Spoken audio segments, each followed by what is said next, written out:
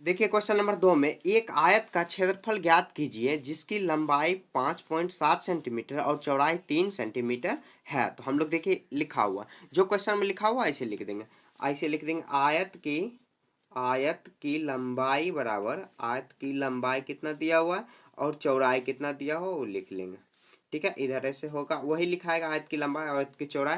तो आयत की लंबाई कितना दिया हुआ 5.7 सेंटीमीटर, सेंटीमीटर है तो सेंटीमीटर में लिखेंगे। उसके बाद बराबर करेंगे और ये कितना दिया हुआ है तो 3 सेंटीमीटर, 3 सेंटीमीटर। तो अब देखिए कह रहा है क्वेश्चन में आयत का क्षेत्रफल, तो आयत का क्षेत्रफल क्या होता है लंबाई गुना चौड़ाई। तो हम लोग लिखेंगे आयत का क्षेत्रफल, आयत का क्षेत्रफल। तो आयत का क्षेत्रफल क्या होता है लंबाई गुना चौड़ाई।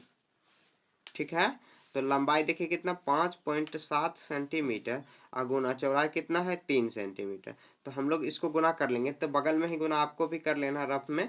देखिए 5.7 गुना करेंगे 3 में, तो 7×3 = 21 का एक बाकी 2, 3×5 = 15, 2 17 हुआ। पॉइंट कितने अंक के बाद है 1 अंक के बाद, तो हम लोग 1 अंक चिपका देंगे। कितना आ गया 17.1 सेंटीमीटर स्क्वायर हो जाएगा, या वर्ग सेंटीमीटर हम लोग लिखेंगे। जैसे यहाँ पर वर्ग सेंटीमीटर या स्क्वायर लिखें, क्यों देखिए 1 सेंटीमीटर यहाँ पर भी दिया हुआ, यहाँ तो गुना में 2 पावर हो जाता है, ये स्क्वायर हो गया। जब हम लोग घातांक चैप्टर पढ़ेंगे तब यहाँ आपको क्लियर हो जाएगा। ऐसे आपको जैसे 2 बार है सेंटीमीटर गुना सेंटीमीटर, अगर 3 बार रहता है सेंटीमीटर पर 3 चढ़ जाता। ठीक है, जब घातांक चैप्टर पढ़ेंगे तब आपको अच्छे से क्लियर हो जाएगा आखिर यहाँ पर 2 कैसे आया, समझ गए। तो बस ऐसे ही आपको बनाना है। तो हम लोग क्या किए सबसे पहले, तो आयत की लंबाई 5.7 सेंटीमीटर है और लिख दिए। उसके बाद चौड़ाई कितना है 3 सेंटीमीटर, और हम लोग जानते हैं क्या आयत का क्षेत्रफल क्या होता है लंबाई गुना चौड़ाई। तो 5.7 सेंटीमीटर को 3 सेंटीमीटर से गुना कर दिए। बस दशमलव वाला गुना आपको आना चाहिए, काम खत्म है, समझ गए। ऐसे ही आपको बना देना।